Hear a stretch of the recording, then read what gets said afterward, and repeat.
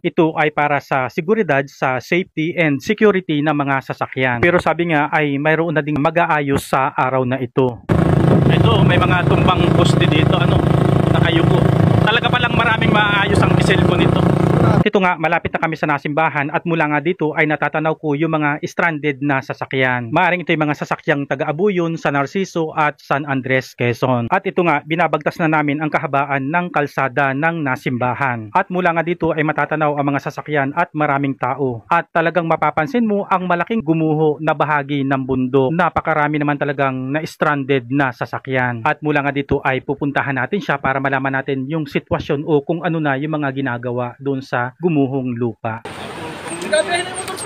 At mula nga dito sa aking binabaan ay kapansin-pansin na ang maputik na kalsada. At tiyak lalo na siguro doon sa tapat kung saan gumuho ang lupa. At ang lupa nga na ito ay humarang na sa kalsada na dadaanan ng mga sasakyan. Yan doon sa tapat ng bahay ko. Talagang yung buong gubat na yan. Uslat. Yung ilog na nasa nyugan ko na. Sa ilog? Oo.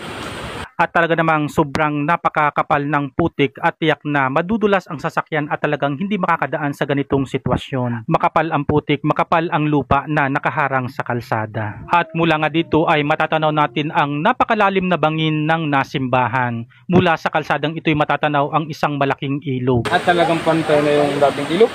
Pantay na doon sa nyugan ko.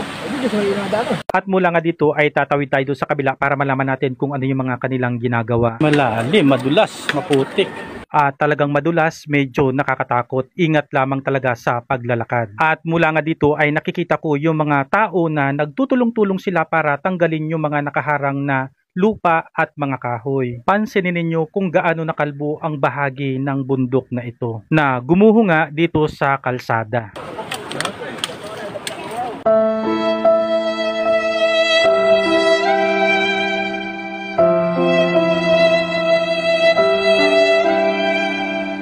Ng portion na gumuho talaga. Ang nangyari ngayon ay pagguho lamang ng lupa na ito ay humarang sa kalsada ng nasimbahan. Kumpara ng mga nakaraang taon na nagkaroon ng malalaking bitak ang kalsada na hindi madaanan ng sasakyan. Mga na-stranded na sasakyan galing Mulanay, Lucena at iba pang bayan papunta dito sa San Narciso, Quezon, papuntang San Andres. Napakarami talagang na stranded na sasakyan. Tricycle, mga bus at truck, close van at saka mga pampasahirong van. Ang daming stranded.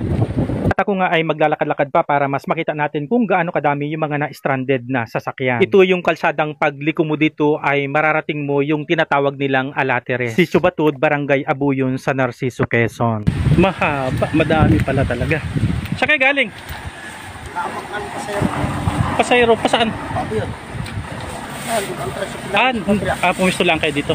At ganito pala ang ginagawang diskarte ng mga pinsang ko para sa pag-pick up ng mga pasahero. Yung mga sasakyan nila ay naiiwan na doon sa kabila. Tapos dito na nila sinasalubong yung mga pasahero na sasakay ng tricycle papuntang Abuyon. Malaking tulungan naman ito para doon sa mga pasahero. At ginagawa nga nila ito habang hindi pa nadadaanan yung kalsada. At tiyak siguradong masaya ang lahat sapagkat nandito na ang mag-aayos ng kalsada. At pabalik na nga muli ako dito sa gumuhong lupa ng nasimbahan. At pagmasdan natin, tingnan natin kung paanong tinatrabaho yung nakaharang na mga lupa para madaanan ng mga sasakyan. At napakaraming ang tao sa lugar na ito sa pagkakataon na ito. Yung iba dyan ay residente ng lugar na ito. Yung iba naman ay pasahero at driver ng mga sasakyang na stranded.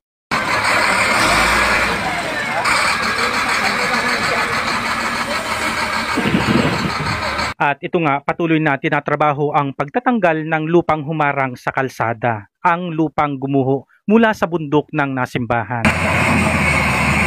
At siguro mga ilang oras lang ay tiyak na makakalusot na ang mga sasakyang na stranded. At ang nakakatuwa nga dito ay malaki na yung nababawas na lupa na humarang sa kalsada. Grabe na naman talaga yung pagguho ng lupa. Pagmasdan ninyo kung paanong nakalbo itong bahagi na ito ng bundok.